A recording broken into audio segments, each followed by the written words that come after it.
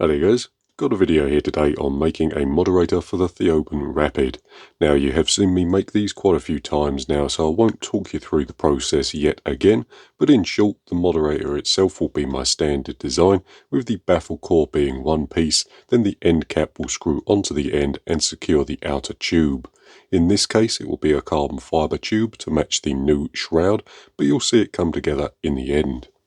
What I want to talk about in this video is a little experiment that I'm currently conducting.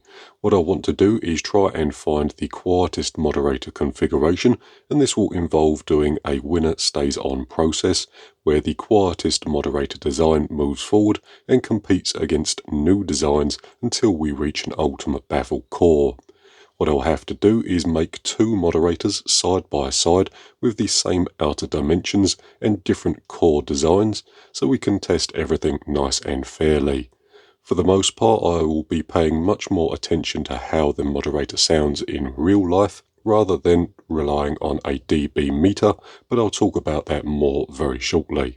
For now though, in this video I'm going to be making one of my standard cores with the variable size baffles and the other with a new L-shaped baffle.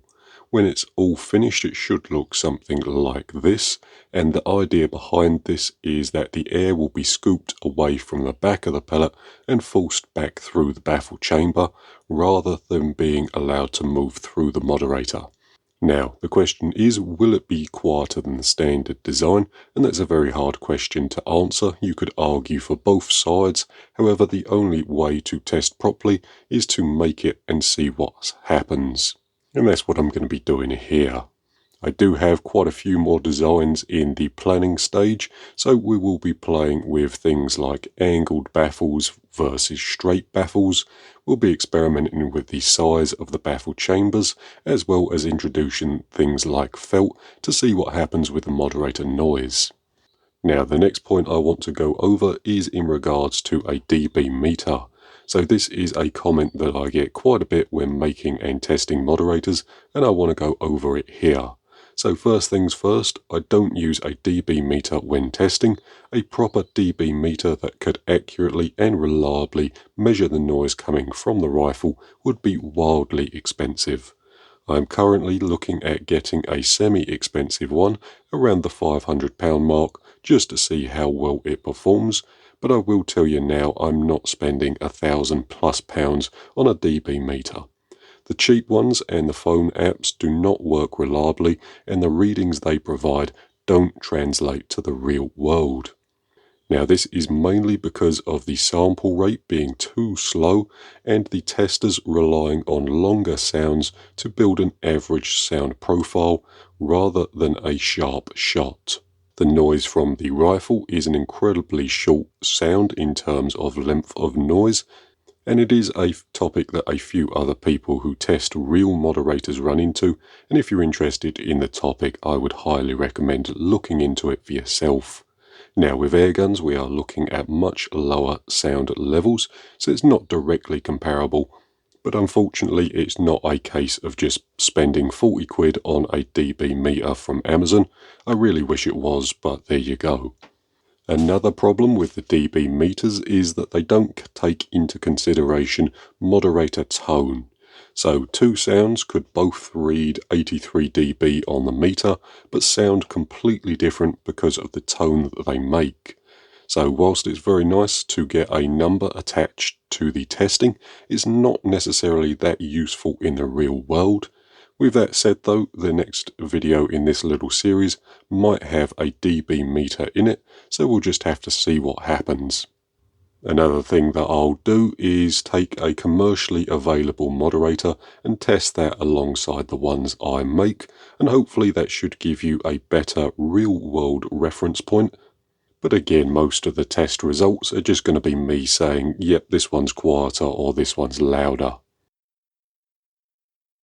Right then, with that all out the way, the last thing I want to talk about is milling the baffles. So this was a total pain to do. First, the layout was established with a 6mm end mill, just so I knew where all the baffle boundaries would be placed. I did go through and design the core in CAD, so I did have all the coordinates for the hole placements. But once I had all the baffle locations marked out, I then went back through with the 6mm end mill and just milled the bottoms of the baffles flat. So in other words, just milling out the rough profile of the baffles, just so I had a flat bottom that I could use a standard drill bit to remove the waste material. And you can see me start to do that here. So there's all the baffles pretty much established. We're taking just a standard 6mm drill bit and just drilling out some of the waste material just to make the end mill's job a little easier.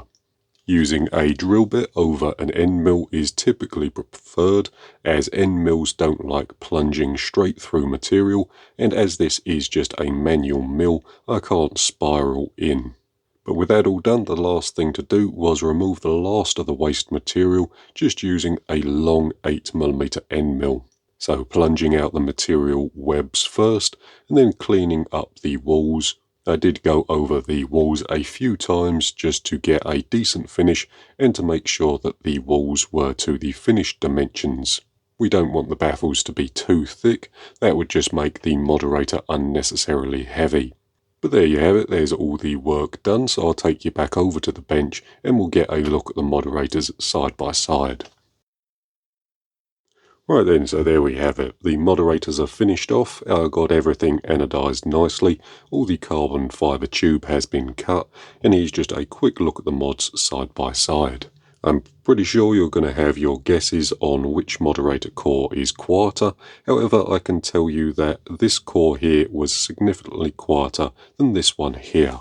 I'll put them on the rifle very shortly so you can get a listen for yourself, but the standard design was much quieter than the new L-shaped baffles.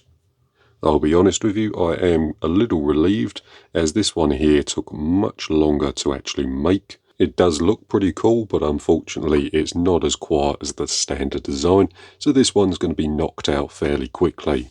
There we have it. You can see that both the moderators have been tested fairly heavily, all the lead debris within the baffles. The interesting part is the pattern, I believe, on the L-shaped baffles does look fairly interesting, with a higher concentration of lead appearing at the bottom of the holes. Whether that actually means anything is another matter.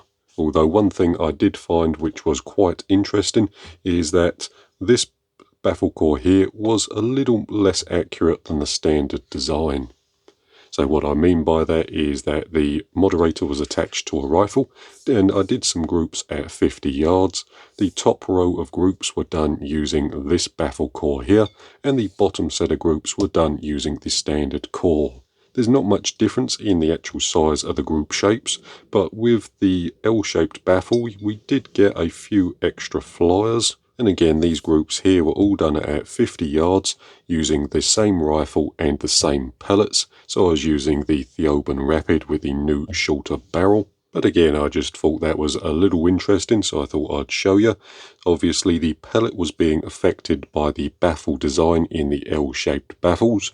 One possible explanation is that where the pellet travels through, so this axial section here, the pellet has to travel alongside that, or parallel to it I should say, so there may be an area of high pressure between the pellet and the baffle wall, this part here, which may be causing the pellet to weave through the baffles rather than going straight through it. But there you go, I always find things like that interesting, and that's just something I observed in the two moderators when tested side by side. Right then, starting off with a commercially available moderator. This one here is the Donny FL Koi.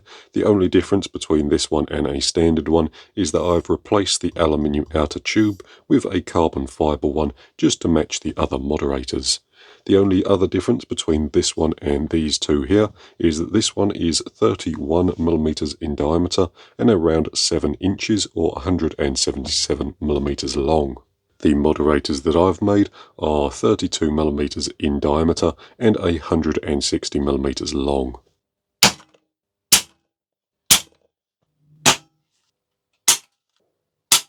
Right then, and there we have it, just a little bit of testing.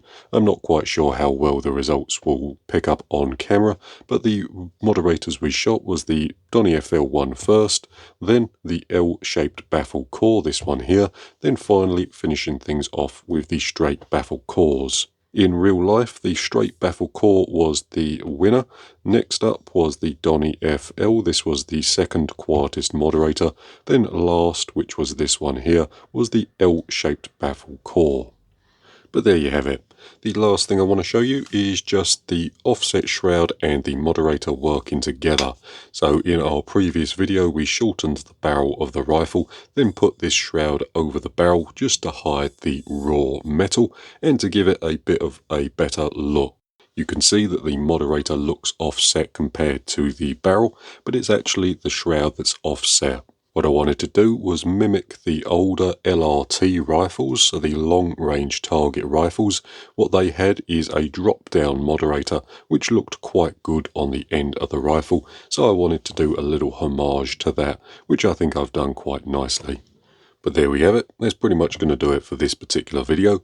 Thank you very much for watching. I hope it's been interesting or useful, and I'll see you in the next one.